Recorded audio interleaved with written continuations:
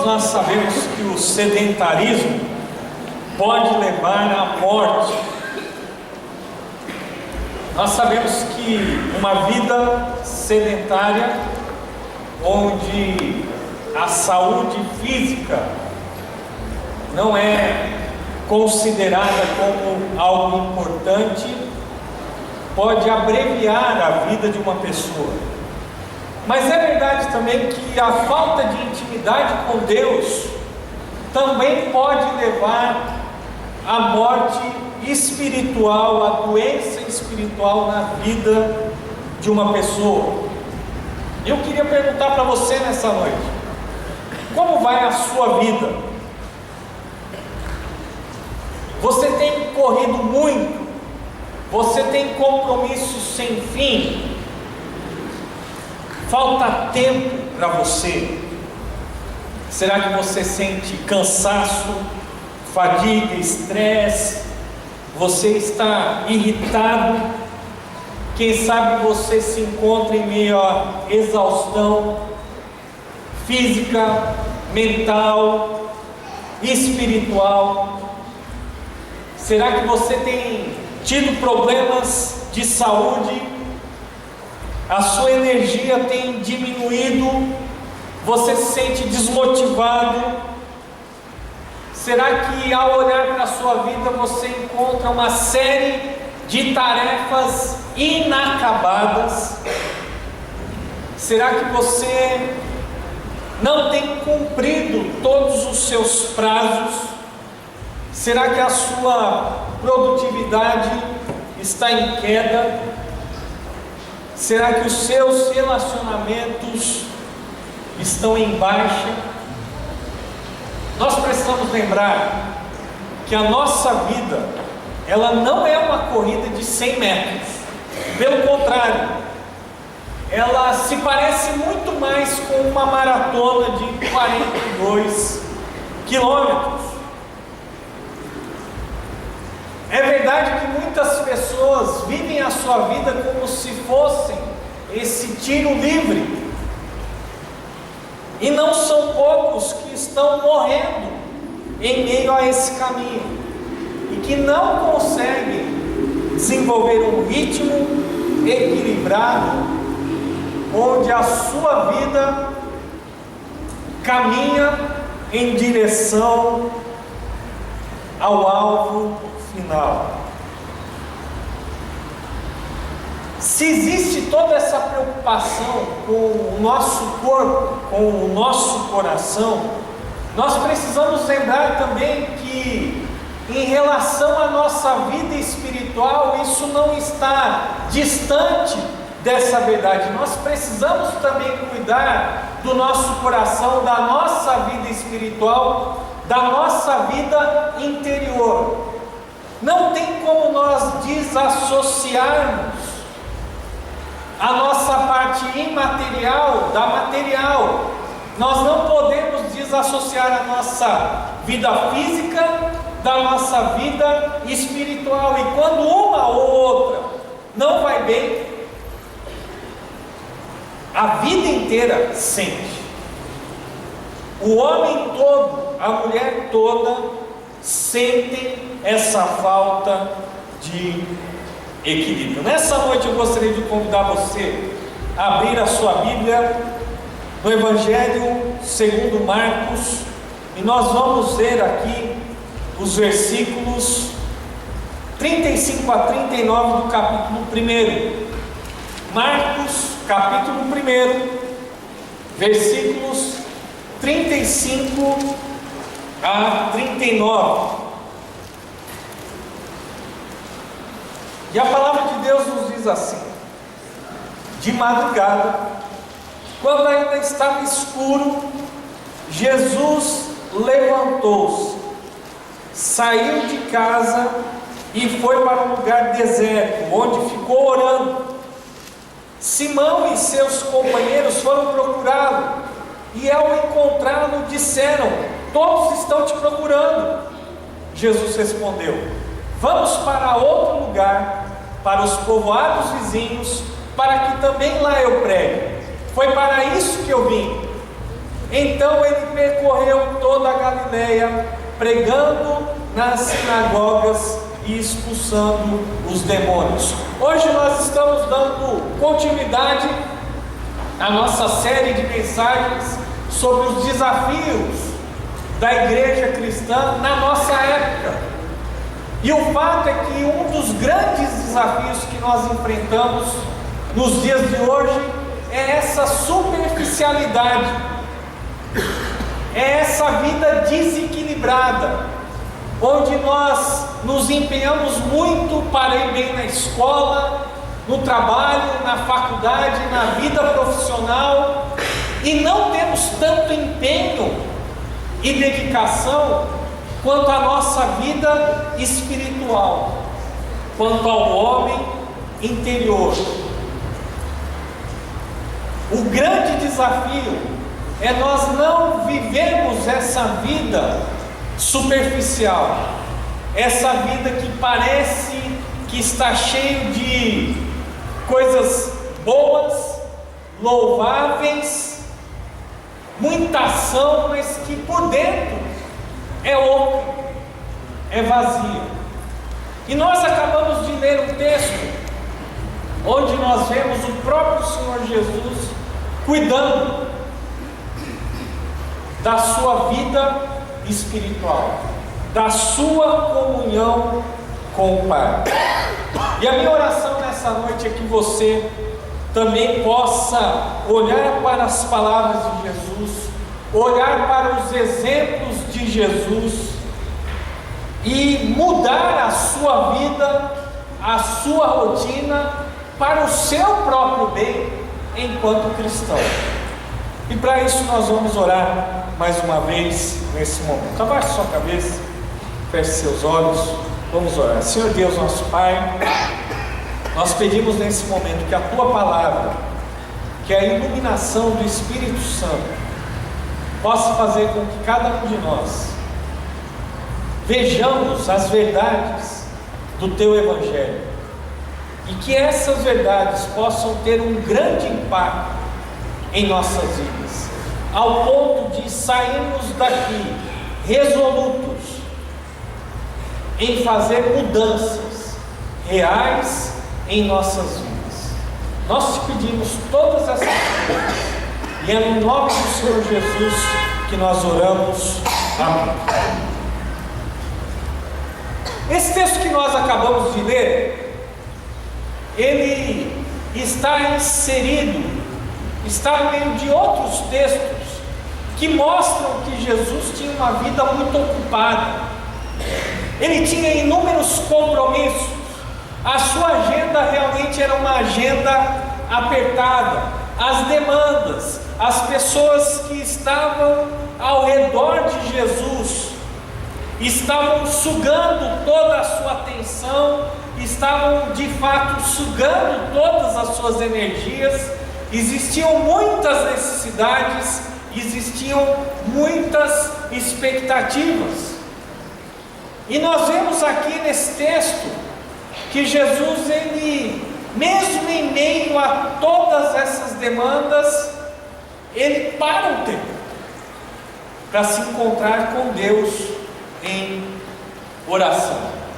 O problema é que os discípulos entendiam que a oração não era importante na vida de Jesus, que a oração também não era algo importante nas suas próprias vidas, e por isso eles procuram Jesus, e quando o encontram, dizem o seguinte: olha, todos estão te procurando, o Senhor vai ficar aí parado, sentado, enquanto as pessoas estão necessitadas. Vamos abrir aqui a nossa Bíblia, volte um pouquinho no capítulo 1 de Marcos, a partir do versículo 14, e olha só o que nós encontramos. Depois que João foi preso, Jesus foi para a Galileia, proclamando as boas novas de Deus. O tempo é chegado, dizia ele, o reino de Deus está próximo, arrependam-se e creiam nas boas novas. Jesus pregando as boas novas do Evangelho na região da Galileia. Acompanhe agora a leitura a partir do versículo 16. Andando à beira do caminho do mar da Galileia, Jesus viu Simão e seu irmão André lançando as redes ao mar, pois eram pescadores, e disse Jesus: sigam-me e eu os farei pescadores de homens. No mesmo instante, eles deixaram as suas redes e o seguiram. Indo um pouco mais adiante, viu num barco Tiago, filho de Zebedeu, e João, seu irmão, preparando as suas redes. Logo os chamou e eles o seguiram, deixando seu pai Zebedeu com os empregados no barco. Agora, Jesus não somente estava pregando na Galileia, como ele chama os seus primeiros discípulos. Versículo 21. Eles foram para Cafarnaum, e logo que chegou o sábado, Jesus entrou na sinagoga e começou a ensinar. Todos ficaram maravilhados com o seu ensino, porque eles ensinavam como alguém que tem autoridade, e não como os mestres da lei. Jesus, no sábado, indo à sinagoga, seria o equivalente nos dias de hoje de nós irmos para o lugar de culto, de adoração. Continuando, versículo 23, a palavra de Deus nos diz assim: justo naquele momento na sinagoga, um homem possesso de um espírito imundo gritou: o que queres conosco, Jesus de Nazaré? Vieste para nos destruir? Sei quem tu és, o Santo de Deus. Cale-se e saia dele, repreendeu o Jesus. O espírito imundo sacudiu o homem violentamente e saiu dele gritando. Todos ficaram tão admirados que perguntavam uns aos outros: o que é isso? Um novo ensino? E com autoridade, até aos espíritos imundos ele dá ordem e ele lhes obedece. As notícias a seu respeito se espalharam rapidamente por toda a região da Galileia. No meio daquele culto, Jesus expulsa o demônio de um homem. Vamos continuar lendo, versículo 29. Logo que saíram da sinagoga, foram com Tiago e João à casa de Simão e André. A sogra de Simão estava de cama, com febre, e falaram a respeito dela a Jesus. Então ele se aproximou dela, tomou-a pela mão e ajudou a levantar-se. A febre a deixou e ela começou a servi-los. Ele sai da sinagoga, vai agora para a casa de Simão, e lá ele cura a sogra de Simão Pedro. Vamos continuar lendo, versículo 32. Ao anoitecer, depois do pôr do sol, o povo levou a Jesus todos os doentes e os endemoniados. Toda a cidade se reuniu à porta da casa, e Jesus curou muitos que sofriam de várias doenças. Também expulsou muitos demônios. Não permitia, porém, que estes falassem, porque sabiam quem ele era. Eu não sei se você está cansado, eu estou cansado só de ler isso. A vida de Jesus era intensa, a sua agenda era lotada. Veja bem, ele prega as boas novas na Galileia, depois vai atrás de alguns homens e chama esses homens para serem os seus discípulos. Depois, então, no sábado, ele vai para a sinagoga e ele ensina ali na sinagoga. Ele também expulsa o demônio de um homem que aparece ali na sinagoga. Depois da sinagoga, ele vai para a casa de Simão, e lá ele se depara com a sogra que estava com febre, e Jesus cura a sogra de Simão. Depois do pôr do sol, várias pessoas começam a trazer até Jesus, à porta daquela casa, pessoas que estavam doentes e pessoas que estavam sofrendo possessão demoníaca.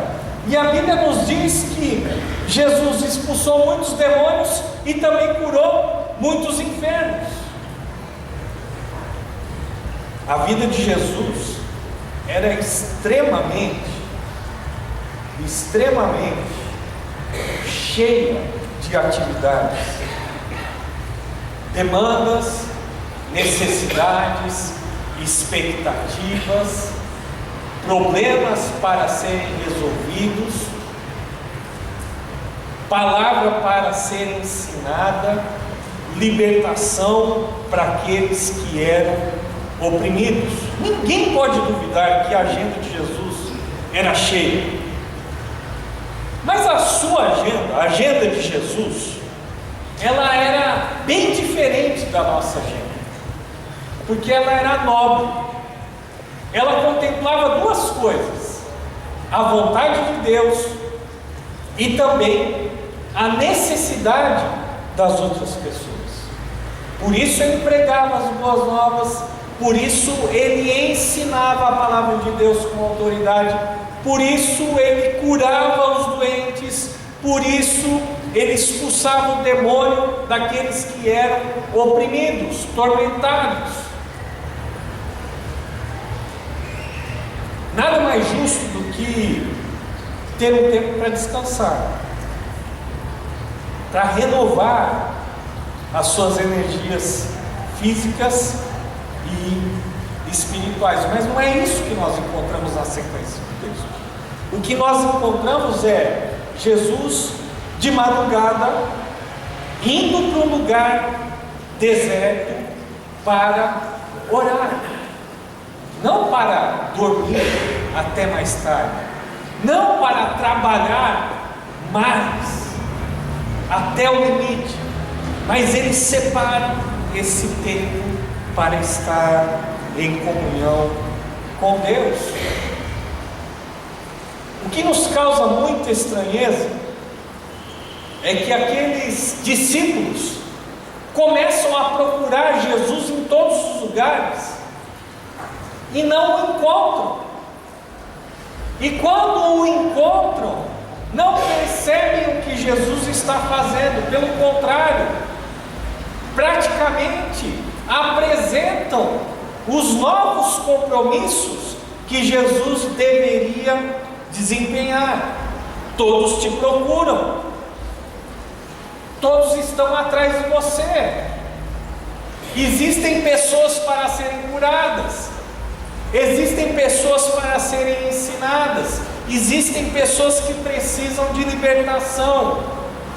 Os discípulos de Jesus estavam tão ocupados que não conseguiam ver a importância da oração na vida de Jesus. Eles estavam preocupados, eles estavam voltados para as expectativas que as pessoas tinham de Jesus e daquele grupo que Jesus tinha acabado de formar. Mais curas, mais libertação, mais. Jesus, nós não temos tempo a perder. Ativismo, resultados, demandas, expectativas. Os discípulos de Jesus realmente estavam ocupados demais para verem a importância da oração na vida de Jesus. Mas nesse mesmo texto, quando nós olhamos para a agenda daqueles discípulos, nós também somos capazes de ver qual era a agenda do Senhor Jesus Cristo. E a agenda de Jesus era muito diferente da agenda daqueles discípulos. Jesus, mesmo ocupado e cansado, priorizava a sua vida interior através da prática da oração. Jesus, mesmo tendo inúmeras tarefas diante de si, ele prioriza o seu tempo de oração. Como nós vimos aqui, Só de lermos as atividades de Jesus, nós ficamos cansados. É muita coisa para um homem só. No sábado, que era o dia do descanso, ele estava lá ensinando, curando. Ele vai para fazer uma refeição na casa de Simão e ele encontra uma necessidade. Ele cura a sogra de Simão. Depois, quando chega a noite, as pessoas então levam os seus doentes, as pessoas oprimidas, até o lugar onde ele estava. E a Bíblia diz que não foram poucos, mas muitos que foram libertos e curados. Mas veja bem a agenda de Jesus. Ela não se preocupa tanto com a necessidade dos outros, com as demandas. Ele não se preocupa tanto com o pedido dos discípulos. Ele não está preocupado com as expectativas e o que as pessoas vão dizer ou deixar de dizer. Pelo contrário, ele dá prioridade. Ele elege como prioridade número 1 estar em comunhão com o seu Pai. Mas quem era Jesus? Era o Filho de Deus, o próprio Deus encarnado.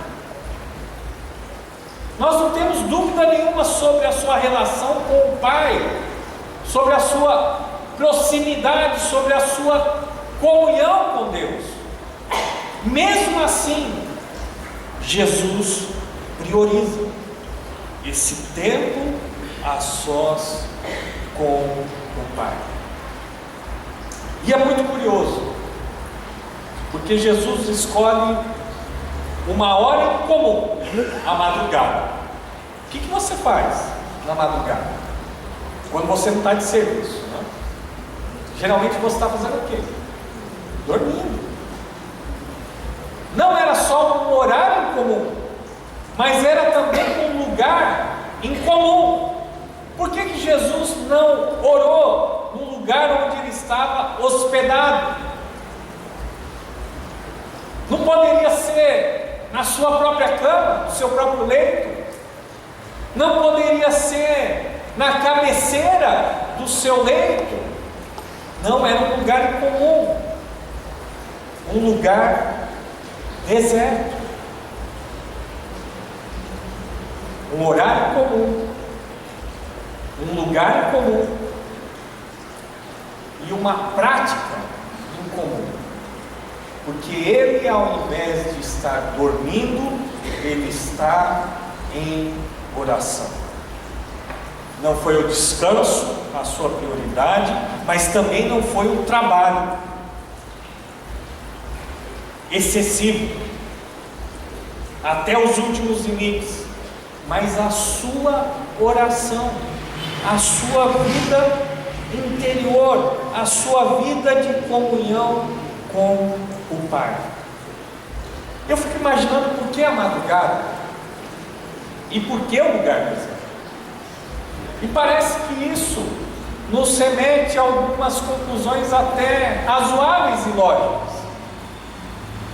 Um horário onde nós não teríamos tanto barulho e interrupção, e um lugar onde as pessoas não iriam interromper esse momento de comunhão com Deus, longe das pessoas, longe dos compromissos, a sós com Deus, em relacionamento íntimo com o Pai.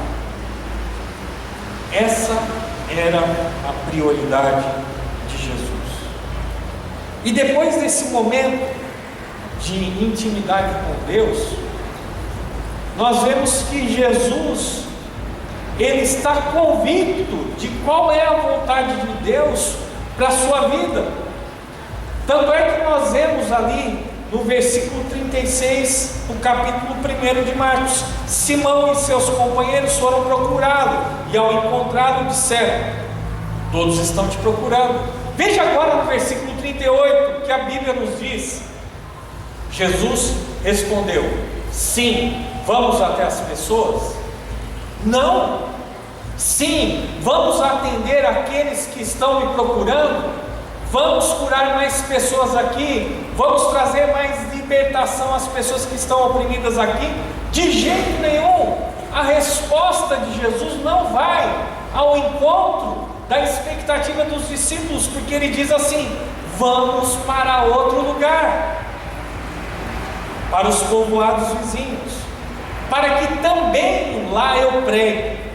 Foi para isso que eu vim. Então ele percorreu toda a Galileia, pregando nas sinagogas e expulsando os demônios. Jesus realmente sabia a diferença entre fazer a coisa boa e a diferença entre fazer a coisa excelente.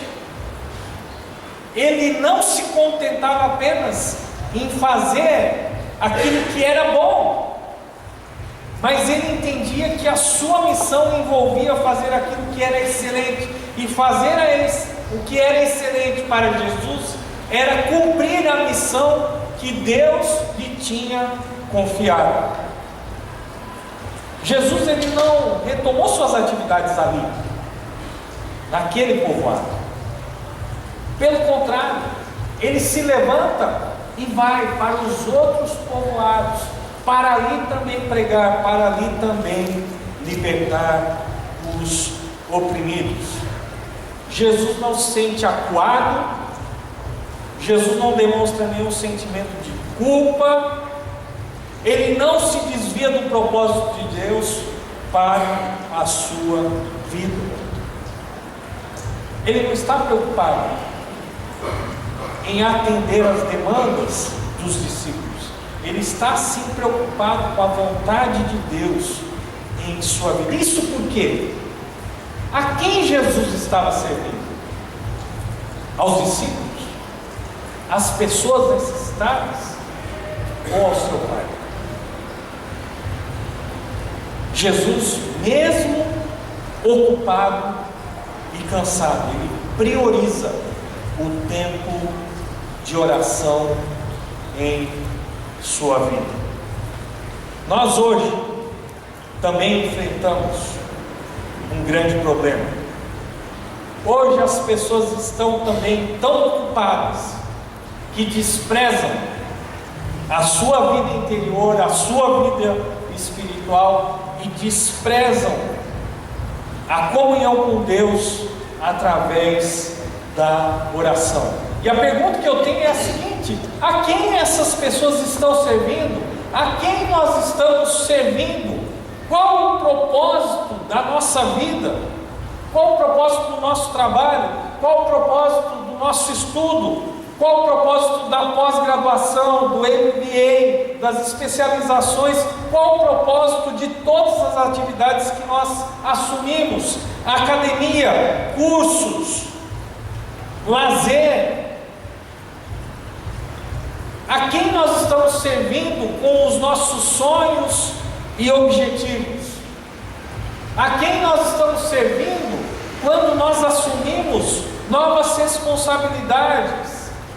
A quem nós estamos servindo quando nós buscamos suprir os nossos desejos de segurança, de consumo, de reconhecimento? Quantas dessas atividades de fato têm relação com Deus e com o seu reino eterno? E quantas dessas atividades, compromissos, demandas têm a ver com o nosso próprio reino e com os nossos próprios objetivos? Em meio a todas essas coisas, onde Deus se encontra? A quem nós estamos servindo?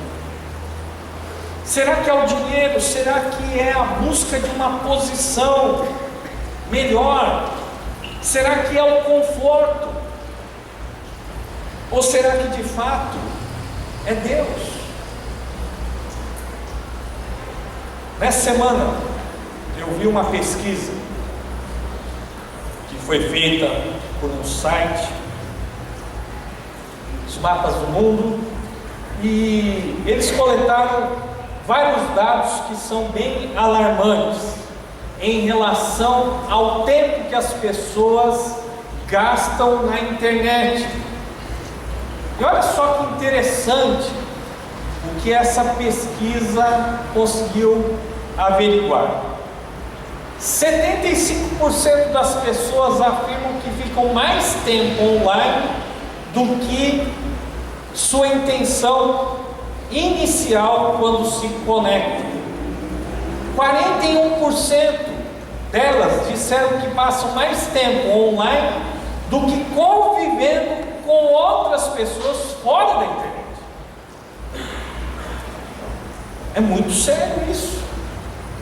50% das pessoas admitiram que perdem o sono graças ao tempo que ficam conectadas.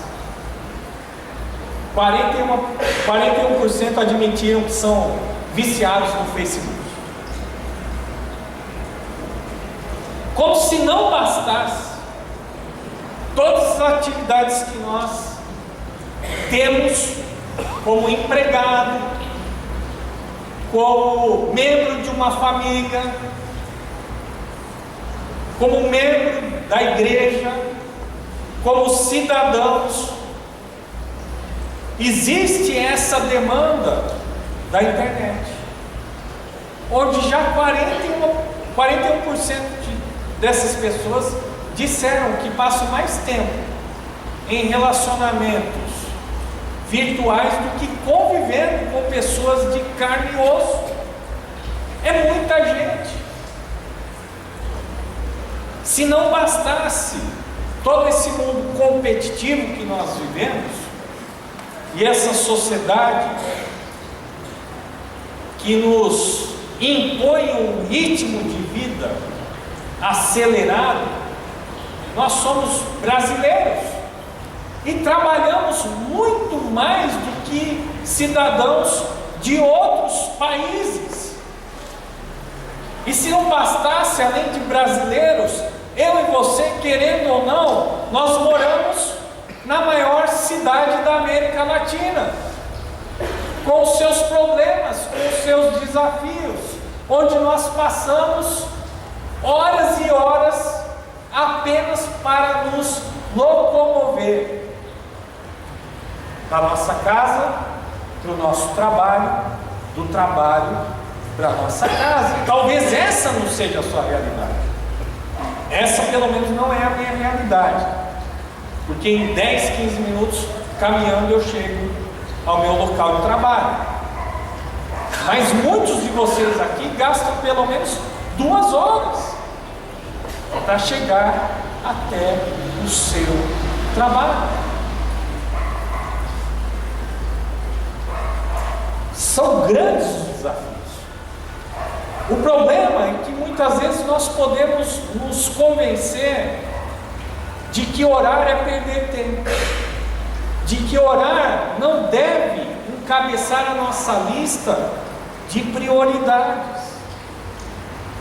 O perigo é de realmente desenvolvermos uma vida cheia de atividades, até atividades religiosas, mas sem conteúdo, uma vida superficial, uma vida que corre demais, mas que não para, que não contempla, que não medita, que não se relaciona com Deus, que não faz a conexão entre a nossa vida da segunda-feira com o momento em que nós devemos estar a sós com Deus. Não sei quantos de vocês já ouviram, e talvez eu tenha contado aqui a história, mas eu gosto de contar a história, né? Talvez se eu não fosse pastor, eu ia ser contador de histórias, ou então, quem sabe, ler histórias para as crianças. A história do executivo e do pescador. executivo, muito ocupado, ele resolve tirar 3 dias de folga. Então ele vai para uma ilha que é quase deserta, e ali ele se propõe a descansar, a dar uma pausa no seu ritmo louco, extenuante, que está quase roubando-lhe a família e a saúde. Ele alugou uma cabana e ele partiu com o seu carro abarrotado de mantimentos. Logo no primeiro dia, sem televisão, sem celular, sem computador, em meio àquela calmaria, ele resolve fazer um passeio pela praia. Ele acorda bem cedo e vai caminhar. Ele olha para o lado e de repente ele se depara com um pescador, um morador ali daquele lugar, uma pessoa simples, pele bronzeada, mas bem saudável, contente. E ele tinha acabado de colocar o seu barco na água. E ele então segue o seu caminho e vai pescar. Aquele executivo fica olhando todo o trabalho daquele pescador. No final do dia, aquele pescador volta para a praia. Então aquele executivo se aproxima e começa a conversar com aquele pescador. E ele diz assim: olha, eu observei que você ficou o dia inteiro aí pescando e você só trouxe 2 peixes. Por que você não pescou mais? E aquele pescador disse o seguinte: olha, eu só preciso de 2 peixes, um para o jantar e para o almoço de amanhã. O executivo então o repreendeu na mesma hora e disse: você está errado, você não pode fazer isso, você tem que ter mais peixes. O pescador então vira para aquele executivo e diz: mas por quê? Para quê? E o executivo então começa a desenhar na areia da praia um gráfico e começa a dizer o seguinte: olha, você tendo mais peixes, você vai poder vender os peixes, você vai poder comprar um barco maior, contratar outros pescadores e pescar muito mais peixes. E com o dinheiro da venda desses peixes, você pode comprar um outro barco e ter mais trabalhadores, para que você possa então pescar mais e mais peixes. Então você vai poder ter muito dinheiro. E quando você tiver muito dinheiro, meu amigo, então você não vai precisar trabalhar mais. Ele estava todo animado com o plano estratégico que ele tinha desenhado para o pescador. O pescador olhou para aquele homem então e disse o seguinte: olha, mas eu já tenho tudo isso, eu já descanso, eu já não trabalho, eu só preciso dos 2 peixes por dia. Será que a nossa vida não é assim? Será que nós não estamos correndo atrás do vento? Será que nós não estamos colocando diante de nós um objetivo que talvez nem vai se cumprir na nossa vida, porque talvez muitos de nós não terão saúde para desfrutar desses dias de descanso? Quais são as atividades que nós temos desenvolvido que realmente tem a ver com Deus e com aquilo que é eterno? Hoje as pessoas também estão ocupadas demais para priorizar a sua vida espiritual, o seu tempo de oração. O que eu e você precisamos fazer urgente é nos apoderarmos da graça de Deus. Nós precisamos seguir o exemplo de Jesus. que priorizou a sua vida de oração em meio a toda aquela ocupação. O modelo para a minha vida e para a sua não é dos homens de sucesso desse mundo louco, mas o modelo para mim e para você é o Senhor Jesus Cristo. Oração em meio à ocupação, prioridade máxima, estar em conexão com Deus. Para quê? Para ouvi-lo, para experimentar renovação, para melhorar a nossa visão das coisas, dos nossos objetivos, das nossas atividades, para evitar distração, para nos manter na missão que Deus nos deu. Nós precisamos da oração para cuidar do nosso coração, da nossa vida espiritual. E o que é prioridade? Prioridade é o que vem em primeiro lugar. Prioridade é o que é mais importante. O que é que vem em primeiro lugar na sua vida? O que é que ocupa o seu tempo? A que você está se dedicando? A oração é uma forma de nós cuidarmos do nosso coração diante da agitação, diante da confusão, diante do cansaço, diante da inquietação, diante da preocupação. Prioridade 1: oração. Oração. Nós somos uma geração que não dobra os seus joelhos diante de Deus, uma geração que despreza as disciplinas espirituais para a vida cristã.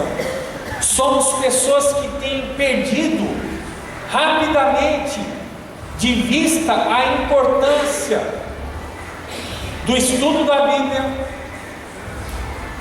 da oração, da adoração, da comunhão e da missão que Jesus nos dá. Nós estamos ficando muito secularizados.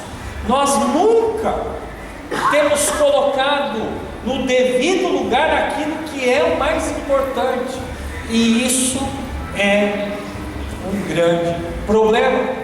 Essa é uma grande ameaça. E qual é a ameaça?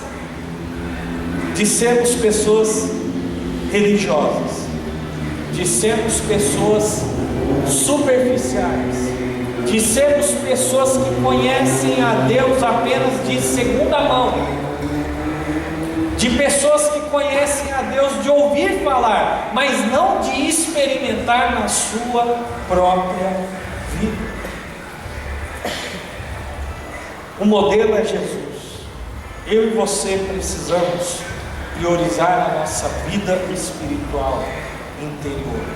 Essa é a única maneira de nós sobrevivermos, de nós não acabarmos morrendo espiritualmente. Um grande sucesso profissionalmente, mas um grande fracasso espiritualmente. Para concluir, eu gostaria de oferecer para vocês algumas aplicações, e nós vamos terminar a mensagem de hoje com essas aplicações. Primeiro, você precisa separar um tempo para estar com Deus diariamente, no momento de tranquilidade, no momento onde você não irá ser interrompido. A segunda coisa que eu quero sugerir para você é que você, no seu tempo a sós com Deus, no seu tempo de oração, não somente fale, mas também fique em silêncio para ouvir Deus falar com você. Eu não tenho dúvida que nós temos algumas pessoas aqui que realmente dedicam um bom tempo em oração?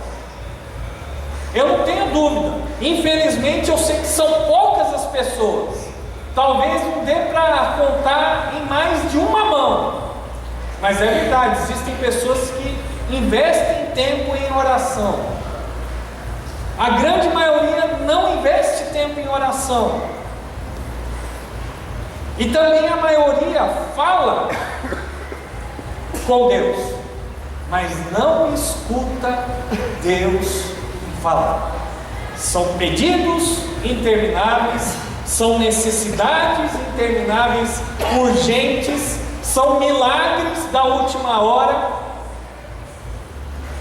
são desejos muitas vezes supérfluos, que não estão arraigados nos valores do reino, mas essas pessoas falam, e falam muito com Deus, falam, mas não escutam Deus falar com elas. Ouça Deus falar com você. Terceiro lugar, eu quero dizer para você que à medida que nós investimos tempo na oração, a oração, ela não somente melhora a nossa visão sobre as coisas da vida, como ela também nos capacita a dizer não. A oração nos ajuda a dizer não. Não para mais trabalho, não para mais atividades que não tem nada a ver com Deus e com o seu reino, não para tudo aquilo que compromete o tempo de relacionamento com os familiares, com os filhos, não para aquilo que nos rouba tempo que deveria ser usado na missão. Quarto lugar, eu quero sugerir um negócio para você: seja desocupado. É isso mesmo, seja desocupado. Ei, o pastor está falando para eu ficar na rede o dia inteiro, preguiçoso, sem trabalho. Não é isso, porque pessoas ocupadas demais não tem tempo para amar a Deus e não tem tempo para amar as pessoas. Você precisa ser mais desocupado. Você vai esperar mais o quê? Ah, quando eu me aposentar? Quando você se aposentar, meu amigo, talvez você não tenha nem saúde para sair de casa.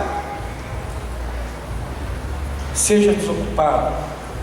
Esvazie a sua vida para que Deus possa te encher. Quero dar uma quinta sugestão para você. Você precisa romper com aquela vida religiosa superficial que diz que só o culto do domingo e a sua vida individual de oração e leitura bíblica são suficientes para o seu crescimento espiritual. Não são. Por isso eu quero sugerir que você, uma vez que vai se tornar uma pessoa mais desocupada, você se envolva ou na nossa reunião de oração ou em algum grupo pequeno, alguma célula. Isso é reino. Se Lutero, quando estava diante de uma tonelada de serviços, de estudos sobre a sua mesa, ele mesmo dizia que ele precisava de pelo menos 3 horas por dia para orar. E ele dizia o seguinte: olha, orar bem é estudar bem. Prioridade. Sexto lugar, a oração nos mantém focados na missão. Qual é a sua missão? É ganhar dinheiro, é comprar uma casa na praia, no interior, é descansar. E a Bíblia é muito clara: o descanso está reservado para os filhos de Deus, mas não é aqui, não é agora.